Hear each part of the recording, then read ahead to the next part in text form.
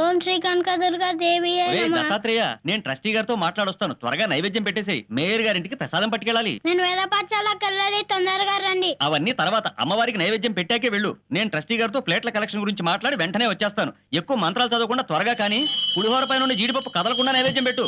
తినమ్మా తిను. నేను వేద పాఠశాలకు వెళ్ళాలి.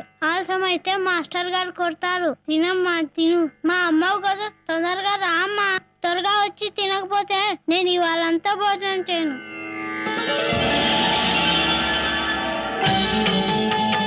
తినమ్మా, చల్లారకుండా తిను. ఇవాళ సామవేదం చెప్తారు, ఆలస్యం అవుతుంది. తొందరగా తినమ్మా.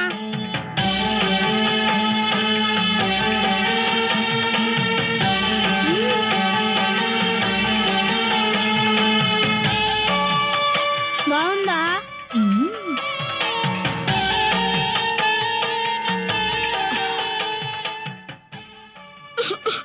పొలం మారిందా? శివుడు తలుచుకొని ఉంటాడు. నేను దిష్టి తీస్తాను.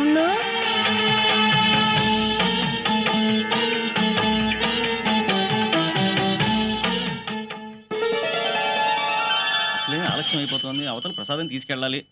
ప్రసాదం ఎదురా? దుర్గమ్మ తినేసింది. విగ్రహం ప్రసాదం తింటమేంట్రా? నిజంగానే అరిగించింది. నువ్వు తినేసి అమ్మవారి మీదకి నెట్టేస్తున్నావా? దౌర్భాగ్యం! ఏంటమ్మా అలా నవ్వుతూ చూస్తున్నావు? కొడుతుంటే తిన్నానని చెప్పు.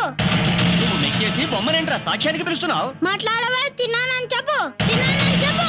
నేను తినేసా అంటున్నారు, నువ్వు తిన్నావని చెప్పు. నువ్వు వచ్చి చెప్పకపోతే నేను వేరే మానేసి జంజన్ తీసేస్తాను. చెప్పు.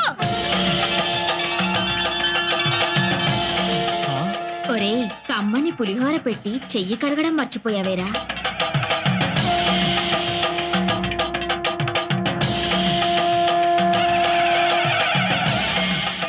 క్షమించమ్మా కనకదుర్గమ్మ తల్లి.